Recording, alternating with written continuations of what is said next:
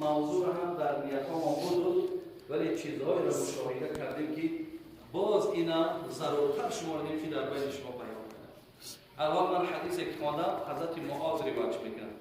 ترمذی در کتاب خودش با اسناد حسن و صحیح میگه ان معاذ رضی الله عنه قال سمعت رسول الله صلی الله علیه و سلم یقول الله تبارک و تعالی المتحابون فی جلاله لهم منابر من نور یغبطهم النبیون و الشهدا. ببینیم برادرای عزیز، روز قیامت پروردگار میگفته است هر کسی که یکدیگر را به خاطر خدا دوست داشته، شما یکدیگر را به خاطر خدا دوست می‌دارید، یکدیگر را به خاطر خدا حرمت می‌کنید، خب روز قیامت پروردگار میگفته است در منبرهای از نور میشینانم، منبرهای از نور، چنان منبر زیبای برای اینها تیار میکنم که حتی پیغمبرها و شهیدها میگه تمنای همین منبر میکنن. پیغمبرها و شهدا طلب همین را میکردن که پروردگار ما را همین منبر بده. الان این منبری که به این بنده داده، این بنده به چی سبب یافت منبره؟ به سبب آن که در دنیا برادر مسلمانش دوست می‌داشت، به قدر برادر مسلمانش میرسید، برادر مسلمانش هیچ وقت به چشم حقارت نگاه نمیکرد، هیچ وقت آزارش نمیداد. ولی بیا همین اصطلاحایی که امروز برآمده، برادر از بین شما برآمد، یکی پدستوید، یکی کیدت، یکی فلان دیگر، همه این از بین شماها برآمد که یکدیگر برادرای مسلمان تانه در دست مردمی که غیر مسلمان های تا این اندازه بیرحمی که در دست اونها میفروششون. برادری عزیز، حتی پیغمبر خدا میگه المسلم اخو المسلم. ای برادرها میگه نابسته از کدام منطقه یک درد بدبختی دیگری ما نمی محلگرایی، ما محلگرایی با داریم، تو فلانی ای از فلانی ای فلان ای دیگر ای بدبختی ما. ای برادر عزیز، هم تا پیغمبر نازنین ما را بی میگه مسلمان برادر مسلمان، المسلم اخو المسلم لا یظلمو ولا یسلمو. میگه مسلمان باید ظلم نکنه، مسلمان در دست غیر مسلمان تسلیم نکنه. فمن کان فی حاجت اخی، سخن پیغمبر ما برادر عزیز، سخن صحیح، ایتا یگان افسانه و یگان روایتی که در اون شبهه باشه نه. فمن کان فی حاجت اخی کان الله فی حاجته. پیغمبر میگه کسی که حاجت یک برادر مسلمان شب برآورد، خدا میگه حاجت برار تو من حاجتی تو را میبرم. و من فرج عن مسلم کربتا فرج الله عنه بها کربتا من کرب یوم القیامه.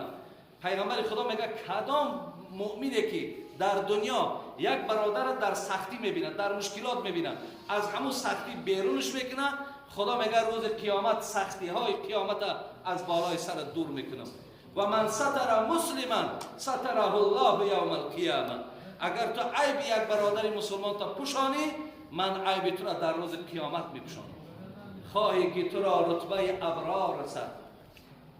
ابرارها برادر عزیز، این الابرار لفی نعیم قرآن میگه ما همه نوش نعمتی قرآن برای ابرارها دادیم، برای نیکوکارها. اگر شما میگه خواهی که همون درجه را بیابید، خواهی که تو را رتبه ابرار رسد، مپسند که کس راز تو آزار رسد، خواهی که پول صراط آسان گذری، آزار دل هیچ مسلمان مطلع.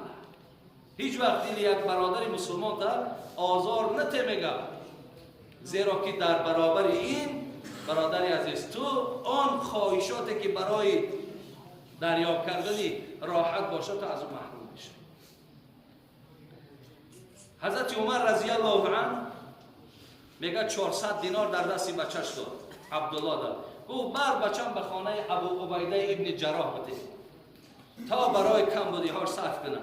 عبدالله ابن عمر میگه وقتی که من گرفتم مبلغ آوردم به خانه ابو عبیده ابن جراح، دید میگه گفت این چی است؟ گفت پدرم روان کرد، گفت برای کمبودی‌های خانه. گفت یک لحظه کم اینجا شی. گفت خدا پدر و مادر عمر رحمت و مغفرت کنه. گفت ما از عمر راضی‌ام. در میگه نماینده‌اش روان کرد، گفت فلانی ها رو فیراد کرد.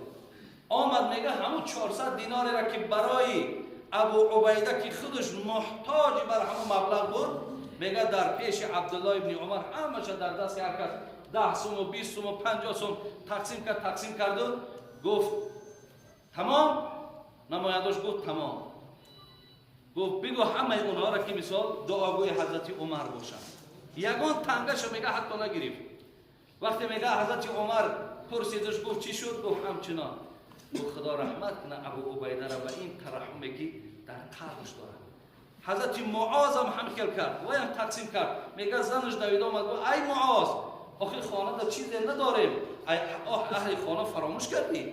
میگه 2 تنگه مانده بود، برابر در دست عایله‌اش داد. میگه اینها برادر عزیز معنای را دارد که مسلمان با مسلمان وقتی ترحم کنه در همه جا فتح ظفر می‌یابد. در همه جا برادر عزیز اگر محبت نباشه همین پراکندگی همیشه چیه؟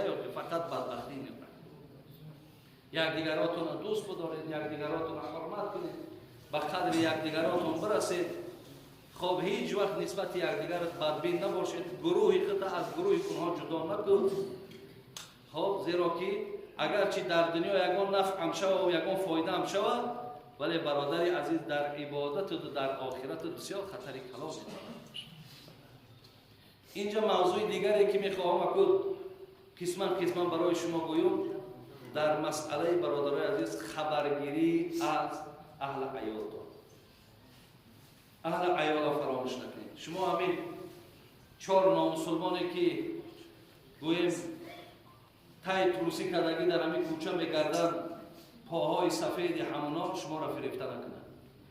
من از جوانای تاجیک خودمان شنیدم که داملا ولی اگر آدم زنی روسی بگیره دیگر زنی تاجیکیش فراموش میگیره. ایرا همین تا بمزه کده گفته سر بزاو. این مسئولیت ما، این دینداری ما، این عقیده ما برادر عزیز.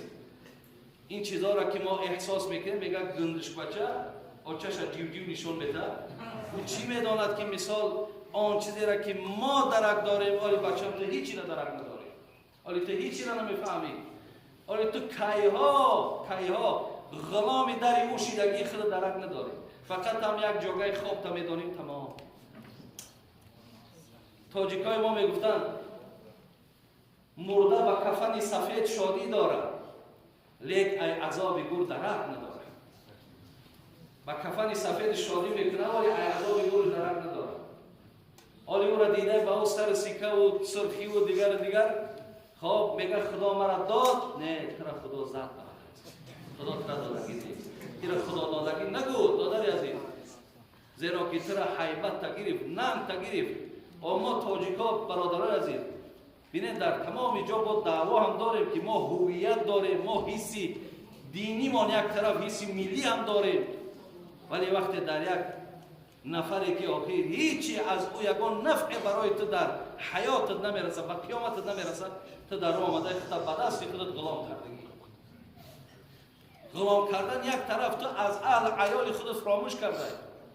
تو میدونی که اونها وقتی شما امام غزالی را پیش از آمدن خواندم میگه حقی زن به گردن مرد همیه که در 4 روز یک بار باید خانه‌داری کنه. در 4 روز باید میگه بزنش یک بار خانه‌داری کنه. این حقی زن در گردن مرد که میگه. ولی با سبب عذری که شما دارید امکانیتاتون استفاده برین، خب شما از حال اونا آگاهی پیدا کنید، با تلفن‌ها با اونا صحبت کنید، مراجعت‌های خوب کنید، با اونا صحبت‌های بسیار نرم و ملایم کنید.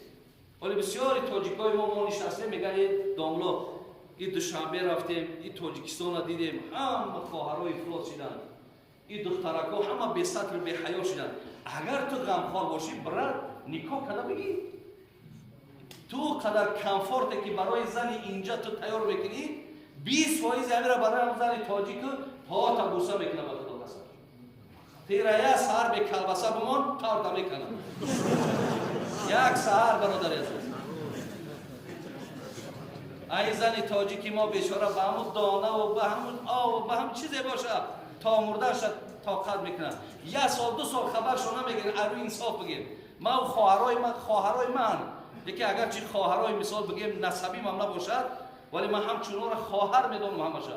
با ما گپ میزنن، گریه میکنن که مثال 2 سال 3 سال 4 سال من لم یرحم لا یرحم. پیغمبر کسی رحم نداره خدا با او رحم نمیکنه. شما از این برکت هم نمیابید. 1 سال 2 سال نمیه در یگان قانون شریعت نیامده که وقتی من زن بگیرم پدر و مادر من خدمتگار باشد. او خدمتگار در حق بر شوهر باشد. بازم همین که ما تربیت میکنیم خواهر عزیز، دعای خوشامد تا بگی، دعای خسر تا بگی، دعای اولادای مثال شوهر تا بگی، اونها کاپل کده اگر گویم هر وار 1 سال 2 سال در خانه تو خدمت دارن. پدر و مادر تو را خدمت میکنن، خواهر دادر تو را لبای میگن. بازم همین تا از همین جا با سیاست تا بعضی ها تو اندازه نامردی که از همین جا با طلاقشون میکنیم. بعدا چی شده سبب؟ یک قطعی دادرم جنگ کرد، یک قطعی خواهرم جنگ کرد. بزنه و دادر خواهری تو تماما به عقل به فراست باشن.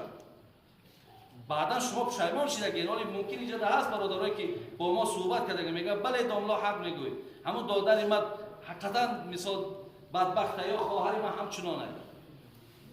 ولی برادران این کار در حق زنهاتون نکنید. هیچ وقت این لبدنک علیک حق ولی زوجک علیک حق.